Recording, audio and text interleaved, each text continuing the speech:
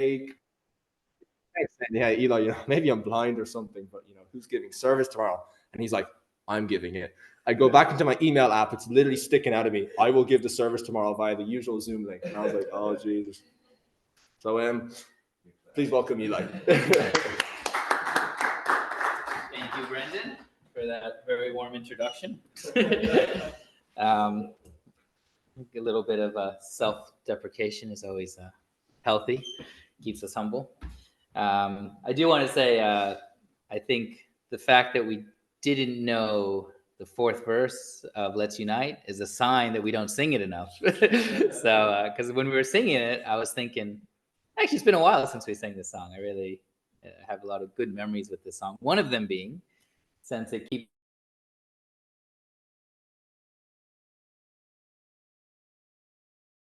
of Let's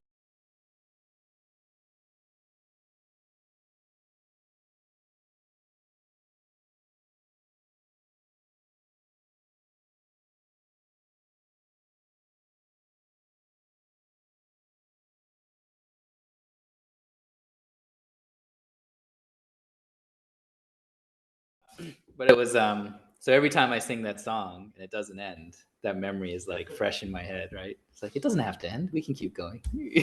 Everyone's got half an hour. It was in English. Yeah. We were just 12 at the time. We hadn't memorized all the Korean holy songs. All right. So I'm doing something very unusual today. I've prepared a PowerPoint. And so I'm kind of taking off the pastor Eli hat and putting on the professor Eli hat. The reason I don't usually do PowerPoints is I genuinely don't like PowerPoints. I don't like preparing them. They don't look so good. I don't have that creative element to make them prettier. So I always ask for forgiveness on the design element. I try to literally copy and paste a template. But no, I wanted to actually kind of share three different concepts that I think actually are very closely related and actually very tied into living a principled life and very much into our faith. And the first one, I'm actually genuinely curious, and I'd be curious to know, Dylan, if you can let me know even from the Zoom, how many people have heard the phrase leaving the plus? Just a show of hands. 1, 2, leaving the plus. 3, Jula? Maybe? Yeah. Dylan? No? Guys in the back? Anyone on Zoom? Yeah. How many on Zoom? I'm just curious. 1 so far. Okay. This might be a church phrase. Yeah, it's fascinating because, okay. Second gen or first gen? I'm curious. 1%, 1 second. Okay, perfect. Okay. I couldn't find it online. I asked ChatGPT, I did a Google search. I could not find this term. So it's very, very fascinating. And what's strange is I only heard it once when I was 12, again, in the dorm. One of the dorm mothers shared it. And then, so I only heard it that one time. And then when I was, I had already decided to make this the topic. Last week, I heard another second gen mention it, that they had heard it at a workshop and they were talking about it, just offhand and not even directly to me. So I think I take that as kind of a sign from Spirit World. It's the right time and the important topic to talk about. And then at the Commons will be the third thing I want to talk about. The first thing I want to share, though, is the idea of the shopping cart theory. So this is where I want to start. So Dylan, if I can get the next slide. Shopping cart theory. Now, again, I swear I've heard this before 2020. So this went viral from a Reddit post in 2020. I'll read it out, or maybe I'll summarize it. But it's kind of, yeah, I'll read it because it's kind of a fascinating look at the way we interact with society. Now, a couple points I'll make. This is an American parking lot and shopping cart, so there's no coin drop to incentivize people to go back. So it's completely free shopping carts and massive, wide open car parking spaces, right? That almost never get full. So the shopping cart is the anonymous poster on Reddit, by the way. This is how it went viral. So the shopping cart is the ultimate litmus test for whether a person is capable of self-government. To return the shopping cart is an easy, convenient task, and one which we all recognize as the correct, appropriate thing to do. To return the shopping cart is objectively right. There are no situations other than dire emergencies in which a person is not able to return their cart. Simultaneously, it is not illegal to abandon your shopping cart. Therefore, the shopping cart presents itself as the apex example of whether a person will do what is right without being forced to do it. No one will punish you for not returning the shopping cart. You gain nothing by returning the shopping cart. You must return the shopping cart out of the goodness of your own heart. You must return the shopping cart because it's the right thing to do, because it is correct. A person who is unable to do this is no better than an animal, an absolute savage. I don't like reading this because I don't quite agree. Very harsh, very judgmental. Who can only be made to do what is right by threatening them with the law and the force that stands behind. The shopping cart is what determines whether a person is a good or bad member of society, right? So it's a very interesting concept, right? Because they're giving an example, a very easy to understand, common day example of how people approach the common good, right? And they're saying like the basic level of moral understanding is to understand you should return the shopping cart, right? Now, there's many other examples that could be used, but this is one that everyone can kind of relate to. It instantly makes sense, which is why it went viral, right? And on the other hand, it's not something you can force people to do. And that's kind of a crucial element here, is that even if you make a law about it, it's kind of not really a law that can be enforced easily. It's not, it's almost not worth enforcing, right? So, huh? Yeah, you put it back into the, yeah. And so it's really, and ironically, when I was looking into this, there is a city somewhere in America that's trying to pass a law to fine you if you leave your shopping cart in the parking lot. But it misses the crucial point here, which is that people, for society to work, for the purpose of the whole and the purpose of the individual to match, people have to have some concept of the purpose of the whole. They have to have some concept of contributing to the greater good where they themselves don't immediately benefit, right? And in some sense, we take that for granted because society has kind of been built around those principles. But actually, there's a lot of countries in the world where you go to where that hasn't yet been culturally established. And it's a lot more chaotic. It's a lot more dirty. It's a lot harder to establish societal norms.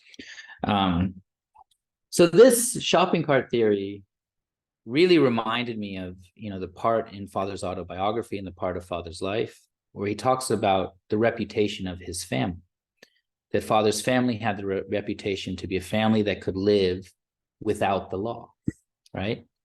Because ultimately, that's what this is alluding to.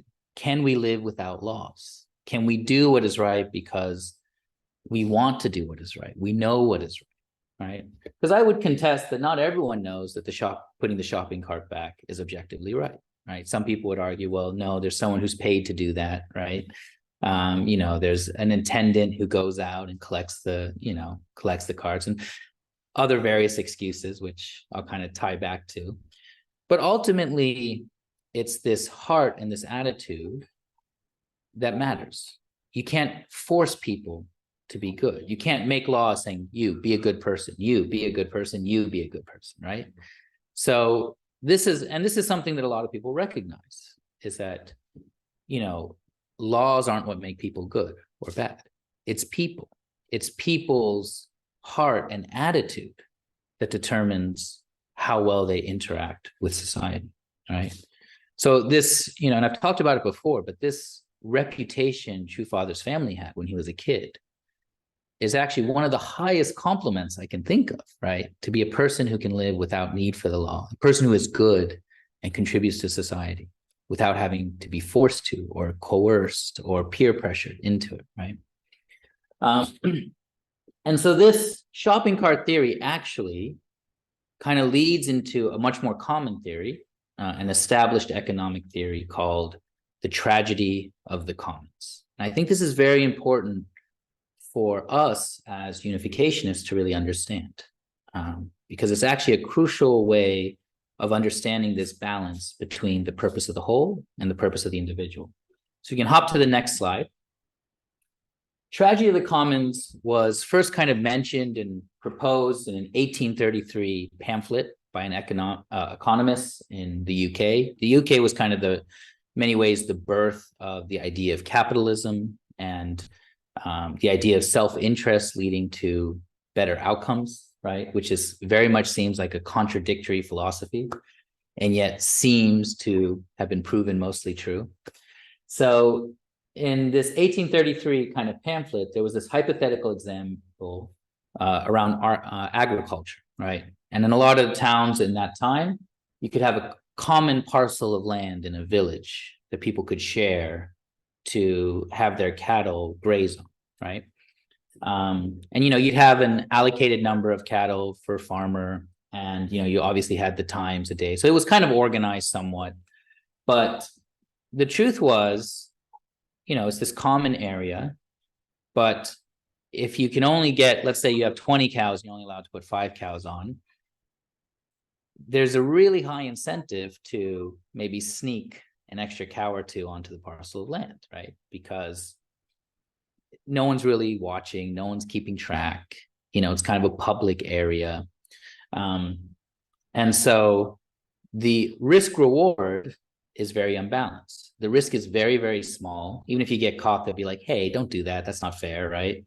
And the reward is actually pretty massive, because now you're getting a stronger, healthier herd essentially for free, right? So if every herder acts selfishly and in their self-interest, it kind of makes sense that they'd start cheating the system, right? They'd start adding in a cow or two here or there. And if they don't get caught, it'd be more and more. And then everyone is affected, though, because what ends up happening is that parcel of land becomes unusable. It becomes overgrazed. And then no one can feed their cows, right? And so this became termed, you can pop over to the next slide for some visual support on my point. So then nobody gets to feed their cows in the common area, right? And so this is called the tragedy of the commons. And there's actually many, many examples of this, but I think it's a very, very important principle for us as unificationists, as members of Heavenly Parents' Holy Community, to really understand, because it applies to many different areas of life, any area that could be considered common, or in other words, public spaces. So what tends to happen is in a lot of public places, there's no ownership. And so people just kind of take advantage, right? And, one view, the kind of more, let's say, libertarian, capitalistic view, is everything should be then privately owned, right? But it's very impractical. And ultimately, then it takes away this heart of having some idea or some contribution to the public purpose, right? So, and then other people argue, well, no, the government should enforce the caring of public places. And to some extent, I think that's true. You have a lot of parks, you have a lot of public spaces. And if those are managed well, then it benefits everyone. And yes, it's owned by the government. So it's not a private individual trying to profit from it, but it's a public space that everyone benefits from. That's my brother's job. He works in park management. He works for a county, and he manages all the parks in the county, make sure they're maintained. The grass is cut, the trees are trimmed, the parks are safe, right? That there's, the trash is cleaned up, right? Like that's his full-time job. So in that sense, it's good.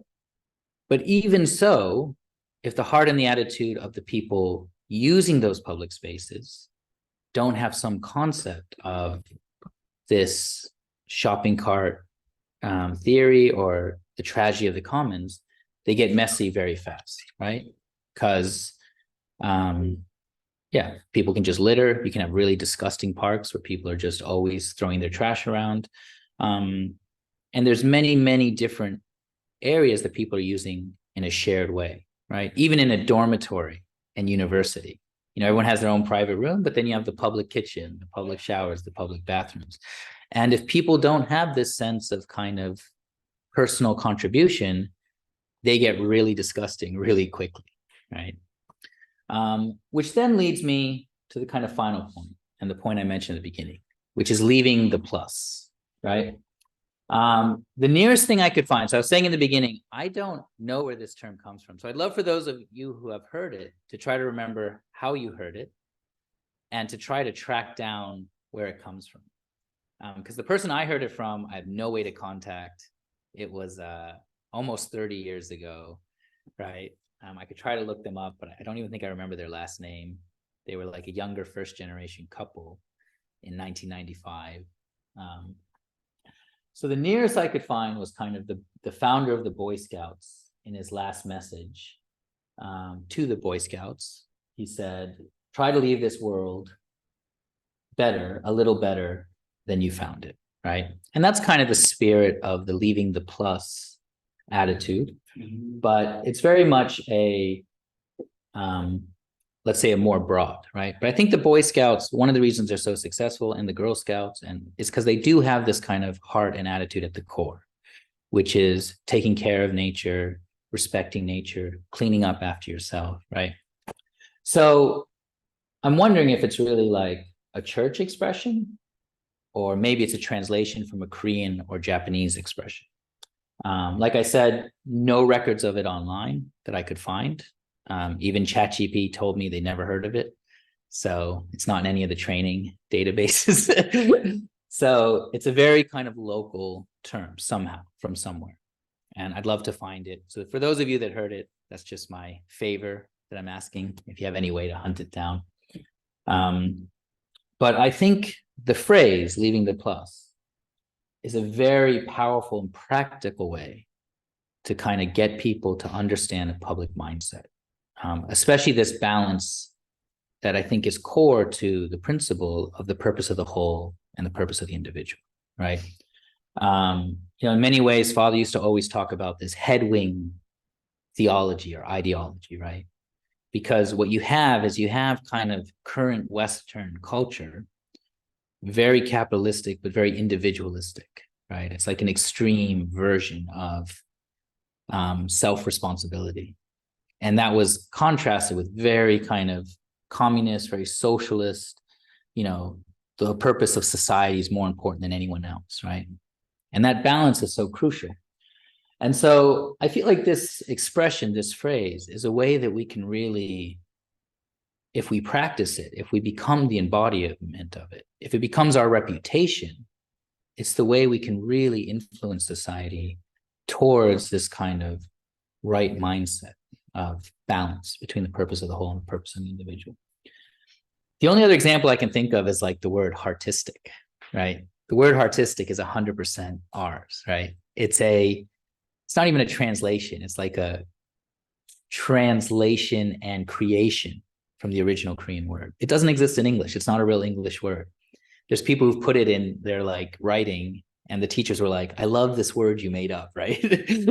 And so I really believe that it's such a good word that it will become part of the language, right? And that's something we should fully take credit for, because it's something that comes from the principle. It comes in a way from our belief about the heart of God. And it should be our reputation. Yes, it's the unificationists who explained what heartistic means in English, right? Like that's something I would love to see happen, and I believe will happen and can happen. And in the same way, this concept of leaving the plus, when people think of Unification Church, when they think of blessed family members, they're like, oh, these are the people that always leave the plus wherever they go. They have this concept of leaving the plus, and it's something that actually is very healthy for us as a society. We should also try to imitate that, right? So I believe sometimes just one or two really key elements can help shape society, help change the way people think, right? So, So what it means in the simplest form is whenever you're in a public space and you use it, obviously you should clean up after yourselves, right? That's kind of like the baseline standard. But the argument is, well, that's not enough, right? You should then try to find something to add to the space you use, right? And again, the scouts being kind of the first example of this. If you go to a campsite, you obviously use it. You open packages, you eat food, you have a campfire, you do some kind of you kind of barbecue your food. You get out your songbooks, whatever. You have your whole night and you have fun, and then you clean up. When you're done, it should look exactly the way it was when you got there, but better. And that's the plus. Leaving the plus means you add something to the environment you were in, right? And so maybe there was litter other places in the campsite. Everyone spends 5 minutes, right, cleaning up some extra rubbish, right? So it's a very simple thing, but it's actually very, very powerful because it makes you very aware then of public spaces. And every time you go into a public space and you use a public space, you think, okay, I'm going to clean up. I'm going to, clean up my stuff, what I use and what I did. But also, what else can I kind of clean up quickly? Or how can I make this space a little nicer for the next people that have to use it, right? And for those of you that know Jordan Peterson's rules, right? His first rule is clean your own room, right? But this is like the next step. And I've never actually read his book, so I don't know if he already mentions this or not. But the next step is, well, then you help someone else clean their room, right? Or you clean something that's not your room, right? That's when you start to go beyond yourself. So I want to give a few examples of this, because the shopping cart example, if we come back to it, is actually a tragedy of the commons example, where if a certain percentage of people leave their shopping cart out, then the parking lot becomes annoying to park in, right? Because, this has happened to me where I'm about to pull into a space and there's a car, all the cars around it, I'm about to pull into space, and then there's a shopping cart right in the middle of it, right? So I got to pull out, find another space, right? So you can imagine if you have a very crowded parking lot and too many people are leaving their shopping carts lying around, it becomes very difficult to park. It becomes annoying to park. And so everyone is disadvantaged, right? So leaving the plus would be, yes, you put your own shopping cart back, but oh, there's a shopping cart over there. I'm going to put that back as well, right? Even if it's just one, even if there's 10 shopping carts, you don't have time to put them all back, but you can put one more shopping cart back, right? And so that's the difference between the basic shopping cart theory and the idea of leaving the plus. Well, yes, depending on which parking lot you're in. Actually, Super Value got rid of, so I shop at Super Value. They don't have the coins anymore. So it's back to the honor system. Yep. It reminds me of the meme. Does anyone know the meme where, did you know you can take the ducks in the park? They're free. No one will stop you. I have 10 ducks at home, right? It's kind of like that with the shopping carts, right? It's like, no, you can steal all the shopping carts, but you shouldn't, right? It's like, have some concept of the greater good. Now, I don't mind if you steal the seagulls out of the park, but leave the ducks. Seagulls are. And so another example, I kind of mentioned it with the campground, but actually on a more personal note, I took the kids to a park in some area, which I won't mention. And it was really kind of almost depressing how dirty the park was, right? It's like the bins were overflowing, right? And while we were there playing, and then we ordered some food and we sat on one of the benches to eat it, I saw another family, kind of a big family. They ordered like 4 boxes of pizza, and they just left. They just left the boxes of pizza there. One was kind of half full of pizza, and they just wandered away, right? And in a way, it's kind of a reflection of the culture of the area. No comment on where it was, but it wasn't my local park. It was already, the bins were already kind of too full almost, right? So it's not like I could pick it up and put it away, but I tried to at least organize it and like put it next to the bin or throw it out, like try to cram it in somehow, and eat the leftover piece. No, just kidding. But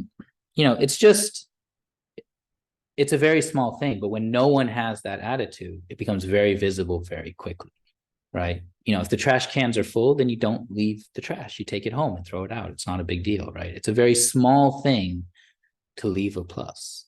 And I think one of the greatest examples of this that actually is kind of world famous is the Japanese football fans, right? Yeah. Because after every game, they clean up the whole stadium, right? It's very much the attitude of like, this is a public place. We were here, we participated as a group, and we're going to leave it, not just take our own stuff, but we're going to make sure there's nothing left behind, right? Yeah, that's good. That's good to hear. But no, it's really like an example that people can follow and should follow. And that's kind of what I mean by having a reputation, right? That I really think it's something, if we start to practice as members of Heavenly Parents, holy community, if that becomes our culture, our standard, then it becomes our reputation, right? When people say, oh, yes, whenever you meet a unificationist, right, they're going to do something to try to make the environment around them a little better. So even our church center is a very good example. This is a very public space, right? No one owns it. Some people are responsible for it. But, something that happens a lot is, we have our communal lunches. Some people might volunteer to do dishes, but at the end, everyone has to get home, run home. Sometimes there's dishes left over, right? And they're just there. And so who's supposed to do them? Who's responsible for them, right? And in a way, it kind of forces the people in the center kind of have to do it. And I don't mind. I feel like, they can work a little harder. It's all right. But ultimately, it's not about actually who does it. It's about the attitude of all of us when we're there, right? Do we make sure that we left the kitchen nicer than when we arrived, when it was empty, right? Did we take away leftover food, or did we throw it out, or did we give it to someone so it's theirs? It's not just sitting in the public area rotting away. So again, it's always the reason the leaving the plus concept is so powerful is because in some ways it's so easy to do. It's like an extra minute, an extra 2 minutes every time you're in a public place, just to stop and think, is there something I can do very quickly to just make this place a little better, right? And it's a heart we can cultivate, an attitude we can cultivate. We can train ourselves to be better and better at doing this, right? And it'll make us, much more impactful as people. But I think it also becomes a way where we start to live the principle, and we start to really build, going back to principle terminology, this common base with good spirit world and with heavenly parents, and creating good conditions by which we actually grow our hearts and grow spiritually closer to God. So come back to the next slide. And so this is an example of just a beautiful, kind of a random path, but just some rubbish there that so many people pass and see, and someone can just pick up and take it. But I want to come back to the shopping cart example, because there's another reason why leaving the plus is so important. And I mentioned when we were reading the shopping cart theory, the Reddit poster was very, very judgmental, right? And I actually don't agree with that, because actually there are reasons that people sometimes leave the shopping cart, right? And sometimes the reasons are good, sometimes they're bad. But at the end of the day, even if you have it where everyone is being responsible and everyone is taking care of just their own shopping cart, you're still going to have some shopping carts left, right? So if the focus, if the highest standard is take care of your own stuff, there's still going to be slippage. There's still going to be cracks in them. There's going to be people that are having a really rough day. There's going to be people who maybe they put their kids in the car and then the kids threw a fit, and they're trying to calm the kid down, and by the time they're done, they forgot, and they just want to get home, and they jump in the car and they forgot the car, right? There could be people who are disabled, and it's harder for them to like push a shopping cart even back a little bit, right? So there was actually a study done on this before the theory became popular. This is why I'm sure I heard the theory before 2020. But in 2017, there was a kind of study done on why people don't put the shopping carts back. It's kind of been in the consciousness for a while. And the first reason is people are lazy. So let's be honest, right? The place to take them back was too far from their car, so they just left, right? Sometimes it's because of the child, right? It can be new parents, they have a young child. The child is obviously upset, or they're still nervous about leaving him in the car, even if it's just for 30 seconds to take the cart back. I know that feeling, actually. So some people would say, it's just 30 seconds, you're using the kid as an excuse, but I think it's valid most of the time, right? The weather's bad, again, not as lazy as it's too far away, but still an excuse, right? But sometimes it's they genuinely have a disability, like it's hard for them to get the cart to their car. It's helpful, but then to take it back it's more work than the average person, right? And then there's perception. It's someone else's job, right? And this comes down to the attitude part, because the attitude part is really what leaving the plus is about. And when you always think it's someone else's job, it's not my job, that's kind of the core of letting public areas kind of fall apart. It's kind of, if I had to identify one attitude that leads to the tragedy of the commons, it's the attitude that it's someone else's job, right? It's the government's job. It's this person's job. It's this person's job. And some people are really deluding themselves. They're leaving them behind for someone else to pick up and take, which is 100%, at least in my mind, a justification. But, and if you can go to the last slide there, I won't talk to it, but they kind of classified people into these different types of returners. So there's the always returners, right? People who kind of feel obligated that they have to return the cart no matter what, because it's their societal duty, right? And let's call those the leave the plussers. That should be us, right? We always return the cart. There's the never returners, which we've identified. There's the convenience returners, who are close to the never returners.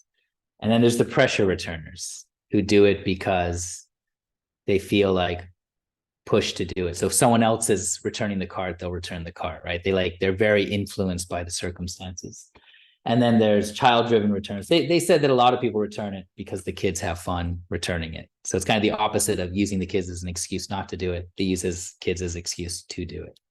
So it's an interesting study. But the main point I wanted to make with bringing back up the shopping cart example and how it relates to leaving the plus is if our attitude, like the Reddit poster there, the theory that made it viral, is we only take care of our own shopping cart and we judge everyone who doesn't put back their shopping cart, it doesn't solve the problem of the tragedy of the commons. You're still going to have shopping carts left over. Maybe you'll have a lot less, but there'll always be some people who have a legitimate reason not to do it. And the only way society works, the only way we cover it, it'll always be a small percentage, but there'll always be some people who just can't, who are just busy, or who just forget, or just, it's just not their skill set, right? They just can't be organized enough to do a certain thing. If everyone else then is doing a little bit extra, if everyone else is leaving a plus, that gets covered. That's no longer a problem, right? Does that make sense? That when everyone leaves the plus, then we cover for the times when people are in a difficult time. We cover for when people are struggling. We help kind of lift up those who are having a bad day, or those who are disabled or who can't do it themselves, right? So obviously the assumption there is that's a very small percentage, right? Because obviously when you get to a certain percentage, then you're just kind of enabling people or doing things for people and not helping them. So there's always a balance, as in everything.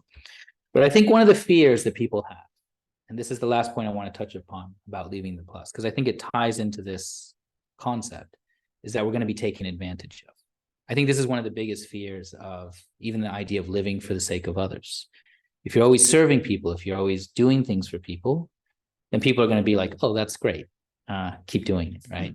And so we always have this fear of being taken advantage of. And, I think that along with it's someone else's jobs are the two things that really limit people's ability to really serve and contribute. from their own heart, from their own efforts to the greater good. And, you know, my main point of that is I always really have faith that people are good. I think that's something we really need to have in the cornerstone of our faith, that people are good, that people are God's children. And that if we do take care of people, if we do serve them, they'll react to that. That'll inspire them. That'll help create the culture that we're trying to create.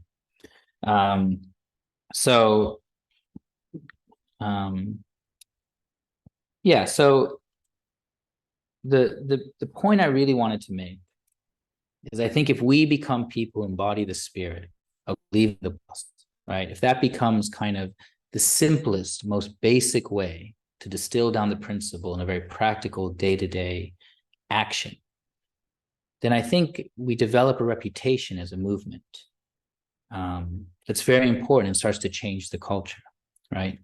And it's, you know, that when people see us, they're like, oh, they're the ones that leave the plus, right?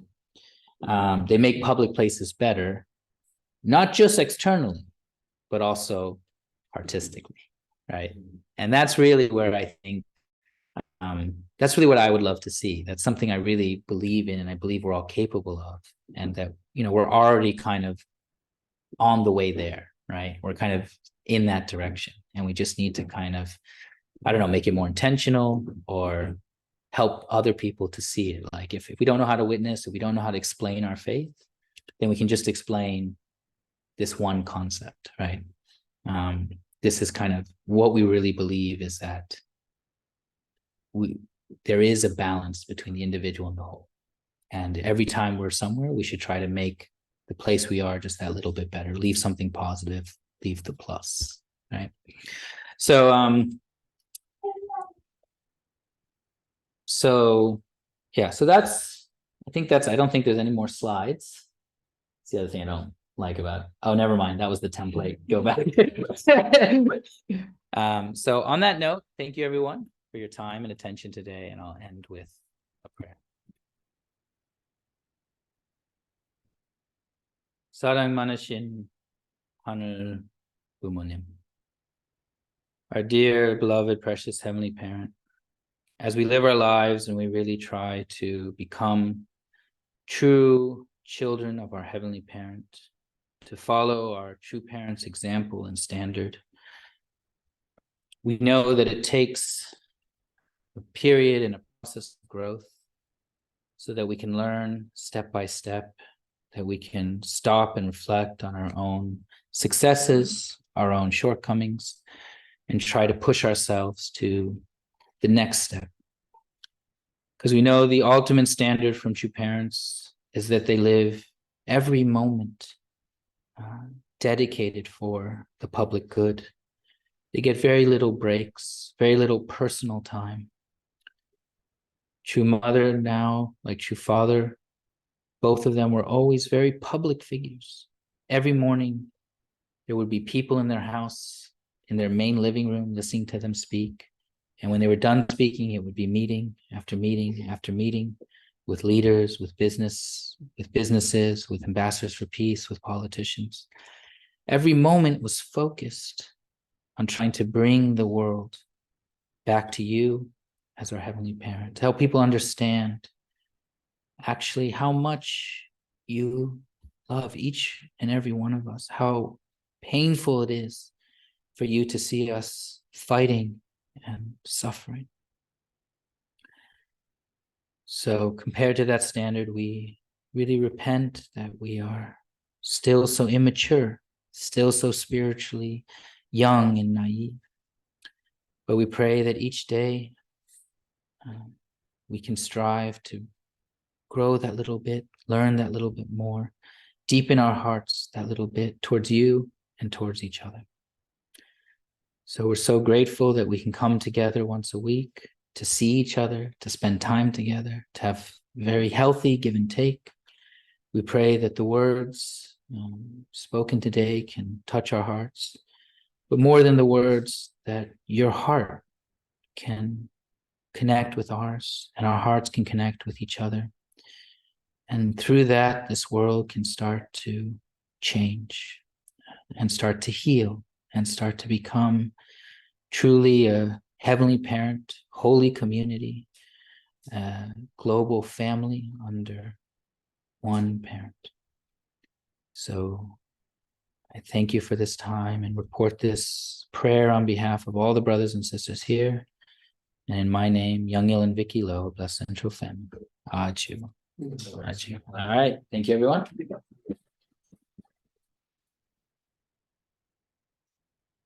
Thank you very much, Eli. I've always been interested in the contrast between the ideals or like practical